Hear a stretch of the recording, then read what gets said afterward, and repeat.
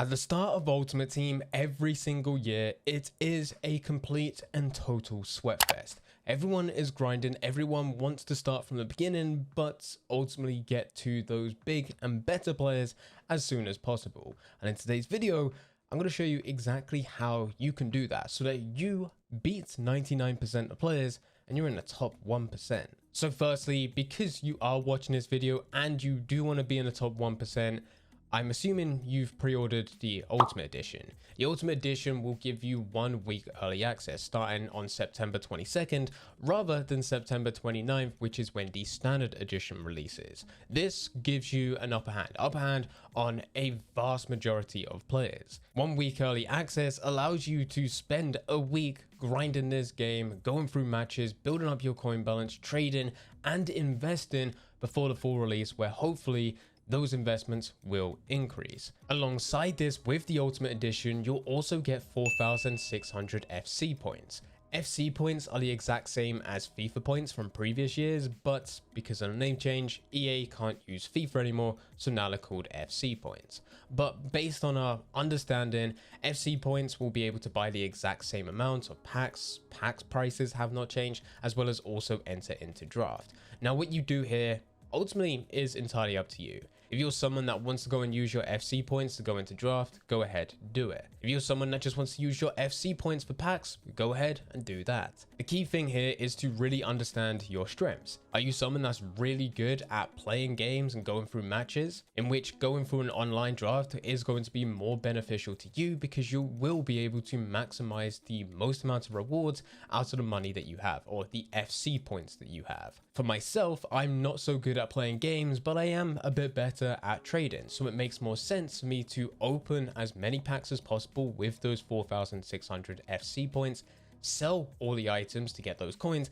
and immediately use those coins for trading. We have already got a video on this channel breaking down exactly how you should go and spend your FC points. There will be a link to that in the description down below, and you can go and check that out. Once your FC points have been used, this is where we go to the next step, and we did just briefly mention it, but regardless of what type of player you are, it is still worth trading. Now, because of what I said about how I will probably spend all my FC points on packs to get those coins and then use those coins for trading, the types of trading methods that I do will be slightly more advanced, shall we say. I'll be looking to make thousands of coins for each and every single player, as well as there will be some basic trading methods that I do whenever I have some extra coins laying about.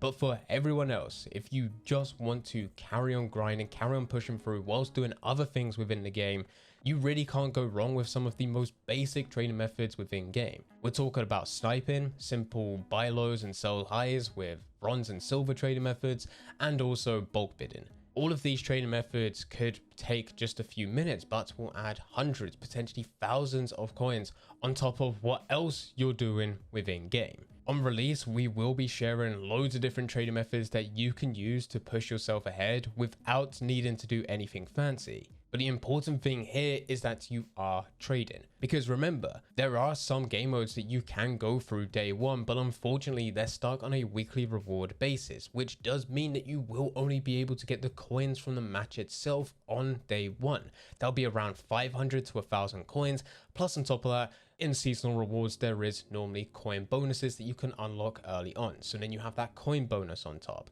But your weekly rewards from the likes of division rivals and squad battles, even though it is good, you don't get them until the end of the week, when you need those coins in your account now so that you can actually build up and go through some of the other activities which will put you even further ahead. That's why it's important to use the coins that you do have to start trading, even if it is just a couple hundred coins per player. Keep on doing that, build it up to thousands, tens of thousands, potentially hundreds of thousands within that first week. Go into those other activities, exploit them as much as possible, and then get your weekly rewards from division rivals and squad battles. Speaking of which, you do still need to go and play games. We were talking about it there, division rivals and squad battles. It's good to go through this within the very first week. Division rivals playing online within the very first week is going to be extremely sweaty. Bear in mind, Ultimate Edition, it's going to be those who consider themselves some of the top players in game. These are huge fans of Ultimate Team. So much so that they're going to pay a premium just to get it 7 days early. So the likelihood of you going into a game and playing against someone who has been playing Ultimate Team for a few years is extremely likely. But with that said, you still want to go through. The good thing within recent years is that Division Rivals has changed to the point of where if you lose a game, it honestly doesn't matter. You just lose your winning streak if you had one. But if you've just hit a checkpoint, which you probably have after every game that you play, especially in Division 10 and up to I think Division 7, maybe even 6, you cannot be relegated. You cannot go back until the season's over. But within the very first week, it's worth spending as much time as possible to get to as high as possible of a division,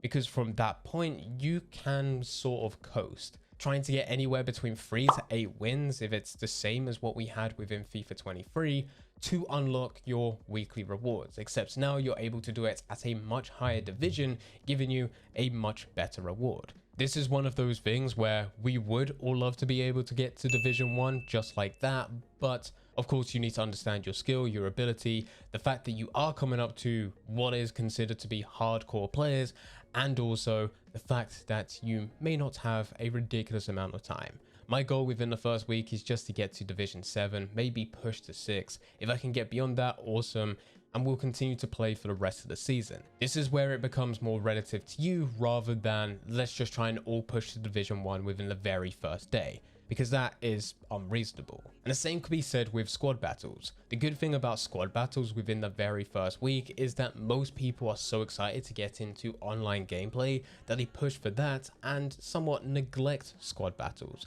But the interesting thing with this is that squad battles reward system is based on percentages of points acquired from squad battles relative to players who are actually going through. And due to the very first week only being available to those buying into the Ultimate Edition and those playing on early access with EA Play, although those players do only get 10 hours, what you'll see is that the points required are much lower compared to what it will be every following week after the standard edition release. So for you to push to those gold or even elite rewards will require fewer amount of points, thus being fewer amount of games, or you could just go through more games but at a lower difficulty. We also can't forget that this year squad battles game time has been reduced. The lengths of half has been reduced. I think it's now 4 minutes. So you'll be able to breeze past these so much quicker than what we've been able to do in previous years. Going through these types of game modes will really help you push ahead. And unfortunately,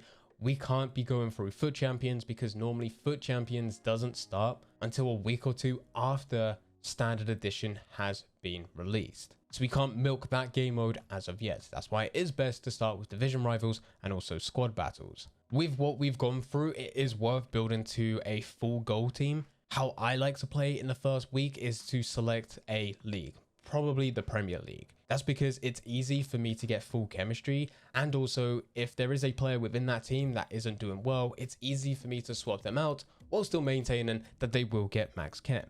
How I build my team is through what we've already said. I will play a game, I will use those coins to then buy players, but I will not buy those players for my team. I will instead trade with those players. After a few games, I would have anywhere between 20 to about 50,000 coins, depending how effective I've been using those trading methods. But whatever coin balance I have, 50% of that will go to building my team. That way I still have coins left over in my account for me to continue trading. As I keep on building up my coin balance by playing games and trading, I will slowly start to improve my team. It's not until I have a full gold team where I will enter into online games. So to begin with, I probably will go through squad battles using my starter team. And that links to that previous point that I said earlier, that's because we're going into the Ultimate Edition day 1, the likelihood of me coming up to a hardcore player, someone who knows how to play this game, is extremely high. So why would I put myself even more at a disadvantage by using a bronze, silver,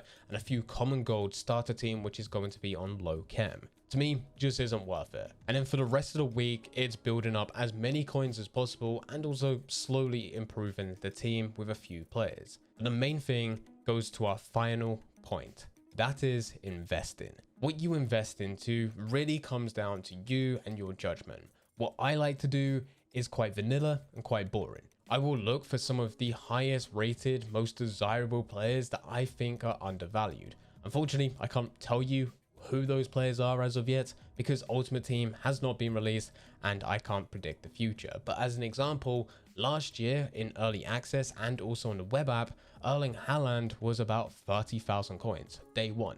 Throughout the time of the 10 hours early access, the Ultimate Edition release, he gradually increased and I think he got to around 80,000 coins. About 1 week after Standard Edition release, he was about 200 to 300,000 coins. The chance of that happening with Haaland this year is unlikely, but there will be someone else similar to Haaland where it will work, but that type of player, we don't know who that is as of yet. But that's what you want to look out for in one area. Another area is going to be any SBC fodder. We know at some point there will be an SBC that requires a rating, so having someone who is 83 plus and just buying one of each and every single one of those players to store to your club at some point will increase. But this is where you'll need to split it within the very first week, because remember that some 83s, 84s and 85s will actually drop in value on the release of the standard edition because they are packed more frequently than other players, whilst also them not necessarily being desirable to be part of a team. So this is where it comes down to judgment of what you think players will still be going for, and you need to buy the ones within that very first week that have the chance of increasing on the release,